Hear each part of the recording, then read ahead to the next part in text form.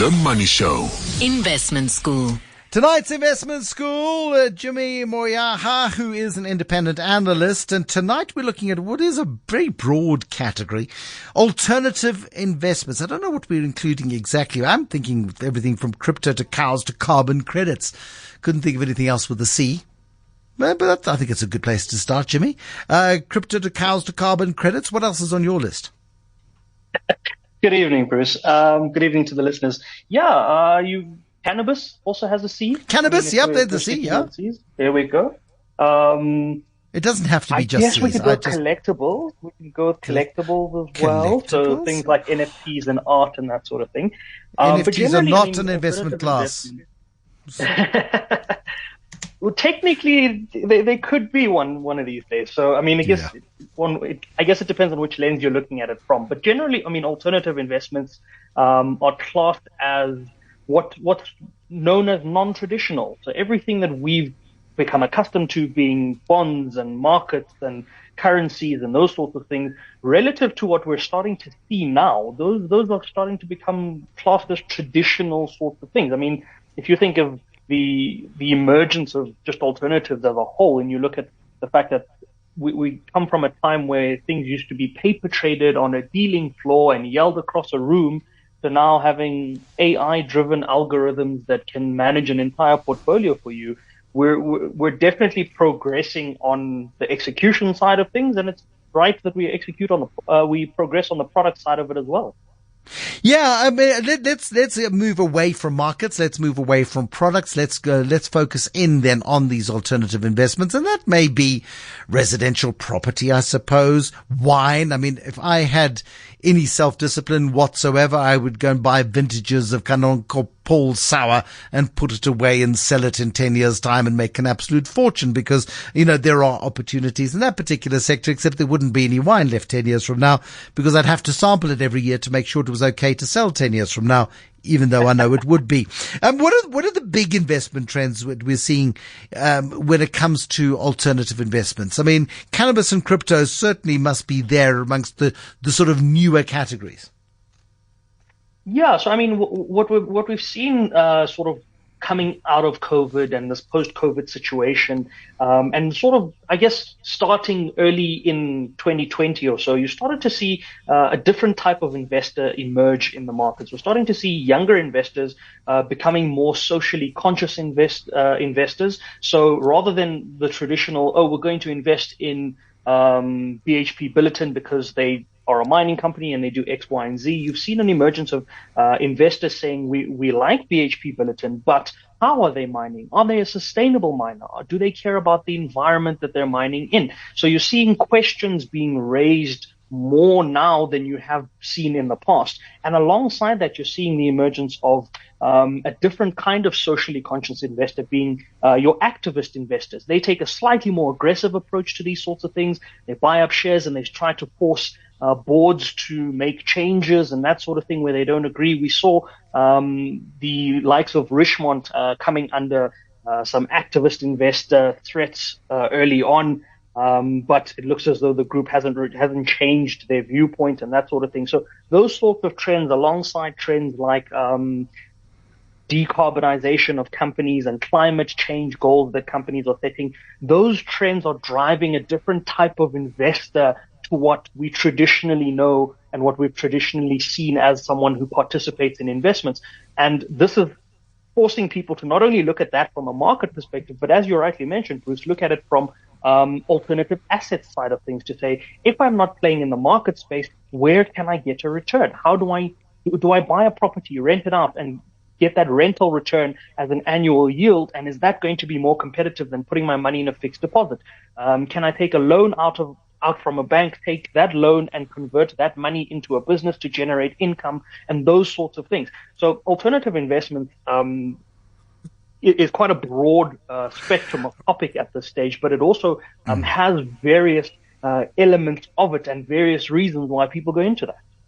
Yeah, I like alternative investments. I like the idea of art collecting. I like the idea of wine collecting. I like the idea even of dabbling a little in crypto, perhaps in cannabis somehow, perhaps even in livestock. But I've never seen a mechanism other than doing it yourself. If you've got a piece of land and you can buy a bull and 5 cows, and you can start your own little herd, and you can gradually over a period of 5 years build up a herd of 30 or 40 animals, you can then, have yourself a lovely sustainable farming operation. There've been guys who've done sort of commercial farming operations and said, yes, you've got a cow, your cow is this one. But I've always felt a little bit as if it's a bit far removed, from the reality of actually managing the animals, managing the health of the animals, managing the feed of the animals, managing the sorts of returns that you can get on these things. I wonder whether or not the problem with many of these alternative investment classes is the hype cycle. You mentioned NFTs earlier. There was a time 18 months ago where you couldn't wake up in the morning without being bombarded with NFTs as this hottest new thing. And people were paying stupid money for, essentially the NFT of the Mona Lisa. Have the value. Yeah, but zero value whatsoever. I can go and take the same picture of the Mona Lisa myself if I want to. Yes, it's not the NFT of the Mona Lisa, but it's the same thing essentially. And I didn't understand what that hype was about. Has there been an evolution in the NFT space, for example? Yes. So, the NFT space is just one example of this. The reason people go into alternatives is a variety of different things. You want to get something that hedges you out against traditionals. We know that markets, in the traditional sense, have gone through some extremely volatile times. We saw in the COVID period that the oil price and oil futures crashed to a negative figure for the first time in modern day history. And so you've definitely seen that investors that look at these sorts of things are trying to invest in alternatives for various reasons. And some of them are the exact reason you mentioned, Bruce, around the hype, the fear of missing out, the FOMO, as they say.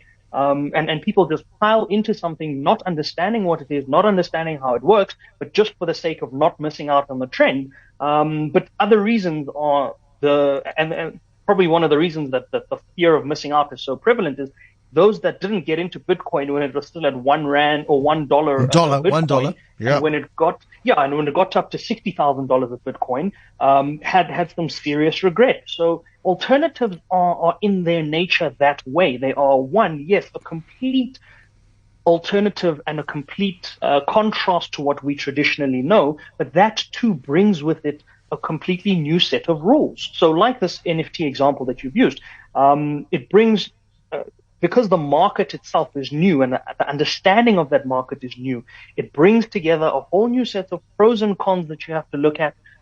Is this worthwhile?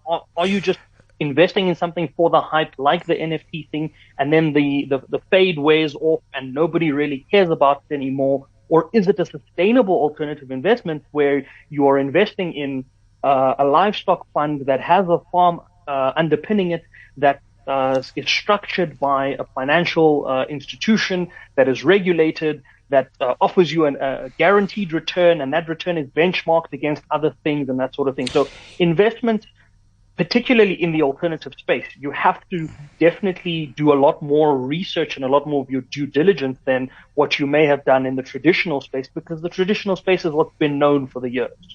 You use the term regulated when it comes to these alternative investments, and I'm not too sure that too many of them are regulated in the sense that we see financial markets being regulated, currency markets being regulated. Are they? Certainly maybe carbon credits are regulated. I don't know. But one's got to be careful in the use of terminology in terms of what is recognized as a sort of regulated investment class versus something that is a bit of a punt. Absolutely. And that's where the alternatives start to stand out as well. Alongside things like regulation, you're looking at, we can take the cannabis sector as an example. You've got stocks like Clever Leaves, Green Thumb Industries, Curaleaf, Aurora Cannabis. These are US listed stocks. So the company itself is involved in the cannabis industry, but you're still investing in a US listed company, for example. On the local side of it, if you look at the livestock funds that I've mentioned, there's guys that are local asset managers and asset providers that have built out livestock portfolios that are structured as debentures, and these asset managers are regulated by the FSCA. But on the flip side, exactly as you mentioned about the non-regulated side of it, a piece of art that's hanging in someone's lounge might not be regulated. An NFT might not be regulated.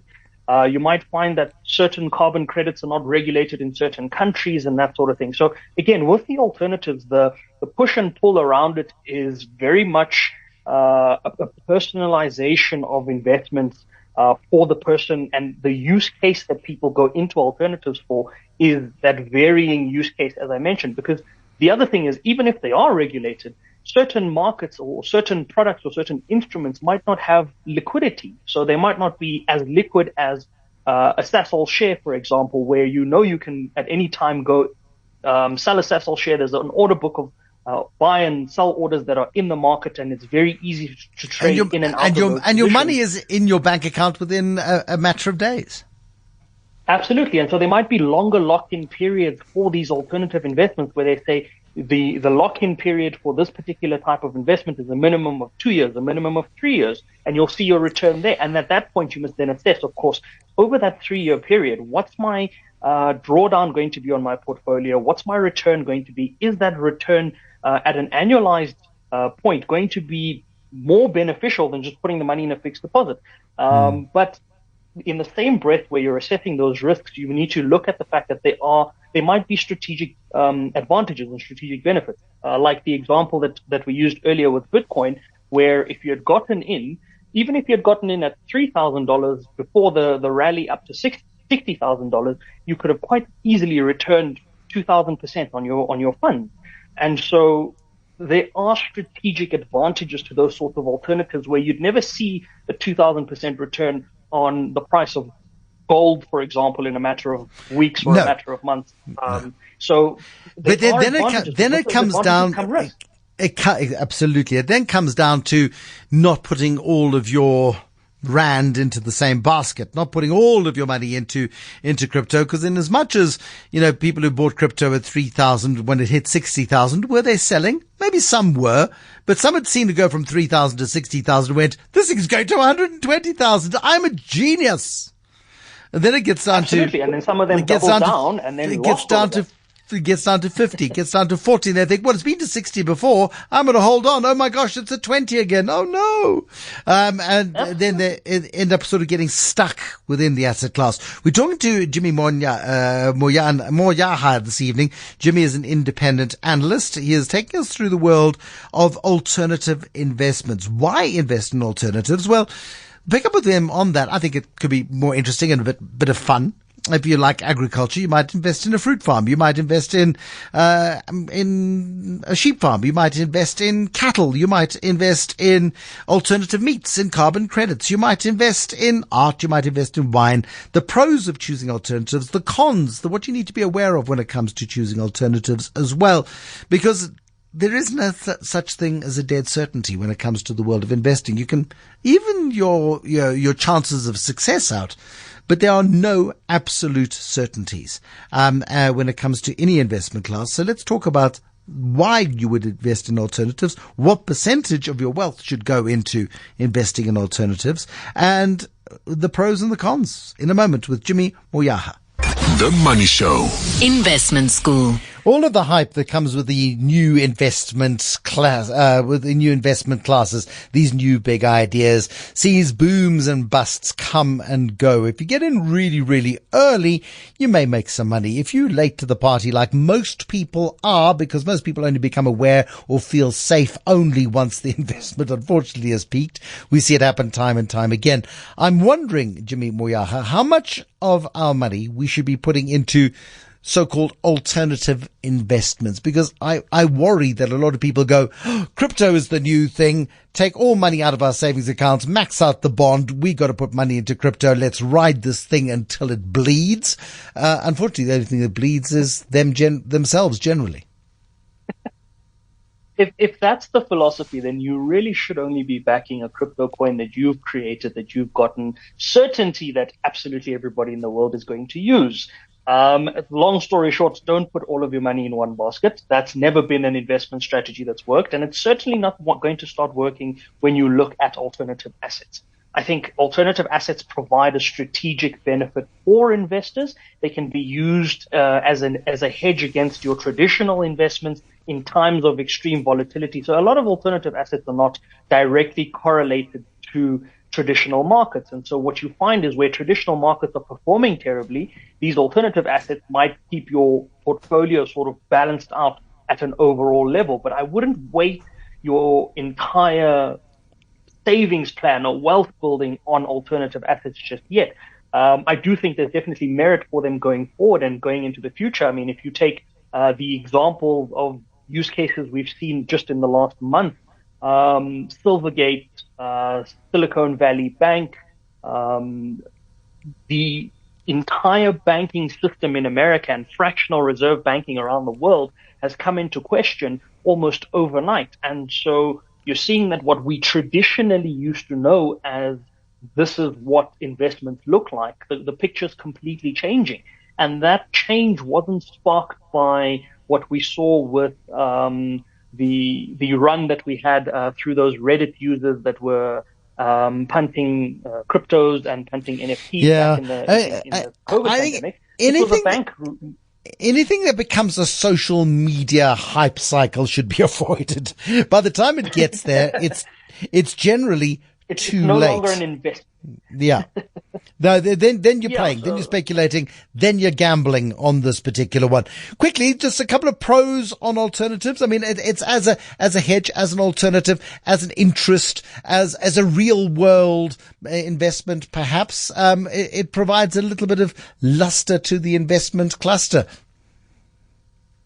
Absolutely. And I mean, if you think about investments in whatever traditional or alternative sense, at the end of the day, it comes down to investing in a company, whether you're buying the stock for the dividend or whether you're buying the stock for capital appreciation. It comes down to the fact that you've done your research on this particular asset. You believe that there is value to be extracted, and you believe, most importantly, that the price that you pay today versus the price that you sell out at a future date, whether it's tomorrow or 5 minutes from now, is going to be a better off price in the future for you. And that's what you should look at when you look at alternatives as well, is to say, am I investing in something for now, or am I investing in it for the future? I'll give you an example using a macadamia farm.